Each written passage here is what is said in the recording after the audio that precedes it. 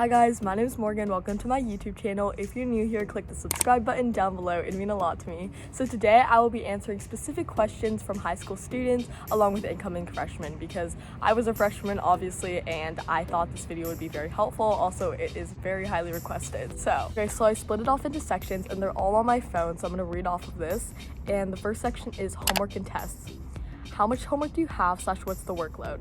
So I think it depends on the class and teacher. I normally got like 12 hours per week. It sounds like a lot, but it really isn't because you do some after school or you'll do some like after your sport or something. Which class took up the most study / homework time for you? I would say Mandarin because I don't speak Mandarin at all. It's surprising because I know I'm Chinese, but my parents don't speak it at home at all. And I barely see my grandparents. So when I do, that's like the only time I speak it. And basically any foreign language is going to be hard unless you fluently speak it. Should I stress over exams? But this is like a yes or no question because there's something such as good stress and then there's like bad stress. Good stress can cause motivation, which is really good, obviously, getting your stuff done. And then obviously bad stress is bad stress. It's not good at all, especially for your health. But I would say if it's gonna impact your grade a lot, maybe start worrying a little bit, but not like over worrying. But if it's not really gonna make a dent at all, then you don't have to worry that much. Maybe just like revise, study a bit, but don't overwork yourself. Which homework piece should I do first? So I would say the hardest one because after you're done, you can feel unhindered and creative to finish all your other work. And plus, it's just more of a relief of stress. So the next section is PE and sports. How does athletic PE work for when I eventually do it? So at my school, you were required to take a type of physical education freshman year.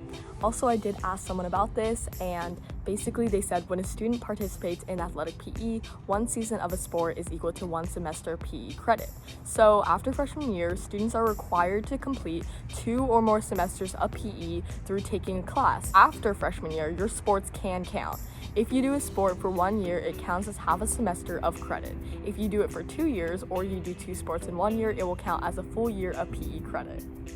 Should I do a sport or focus on grades?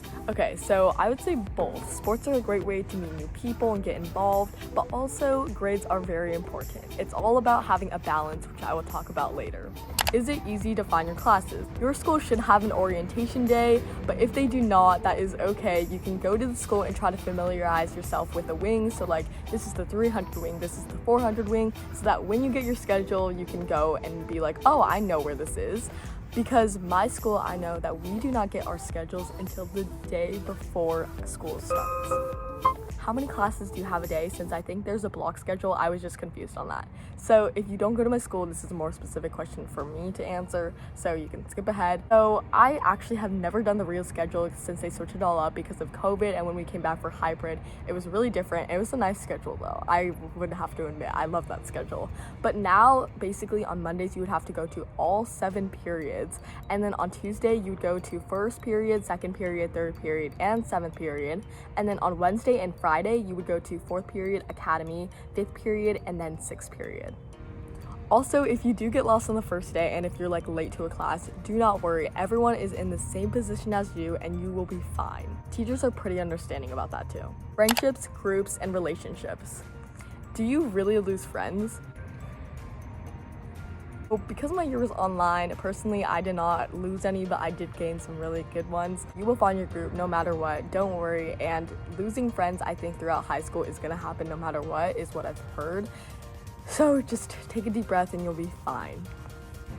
The big one, should I date freshman year? Sadly, I can't speak on this. But I know a lot of people who did date freshman year and some of them are still dating. And I think that it is a really good experience, even if you're a freshman, but only if you have the time for it and if you think they are the right person. I mean, we only have like 4 years in high school. Honestly, if you have the time for it, go for it. Teachers. Is it really important to form good bonds with your teachers?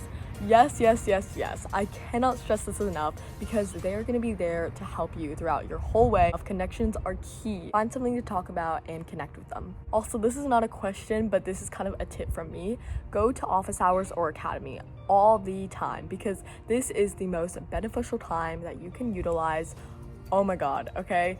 Teachers are giving you their time to help you. Take advantage of their office hours. Again, this talks about forming like meaningful connections, showing that you care about their class. Prep for college. Year is the most important to colleges. 11th for sure. Junior year is going to be really hard academically and also mentally for you. I already know that, even though I have not even been a junior yet. I'm an incoming sophomore, but just be prepared for junior year. Should I prepare to take all the APs I can? So you should prepare to take a lot of APs, obviously to challenge yourself, but do not take all of the APs, because you need to take the APs that will align with your career path, or if you don't know yet, just take APs you are interested in. Big tip. No wasting summers. Okay? Have a both productive and fun summer, but make sure that you're getting work done and that you're staying on top of your extracurriculars. Hi, your dog is so cute. Thank you. Oh, so did you find a new friend? Hi. Thank you. Yeah. Have a good day. You too. Main tip.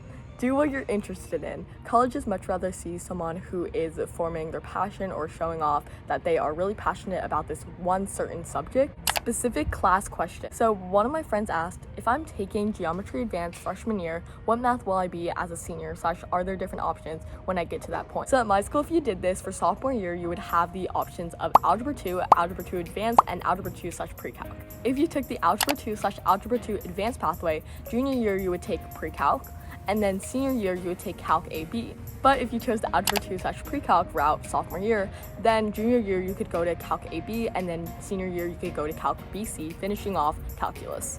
I'd also recommend fitting stats junior or senior year somewhere in your schedule, because I know that it is very beneficial. Other commonly asked questions. How do upperclassmen treat freshmen?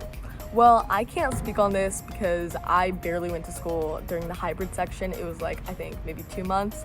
So I really didn't get that experience. I know that upperclassmen do tend to pick on specific classes though, like the class of 2023 went through a rough year. Is high school like the movies? Simple answer, no. It's not gonna be anything like jumping on the tables, dancing, or like singing. It's just a normal high school.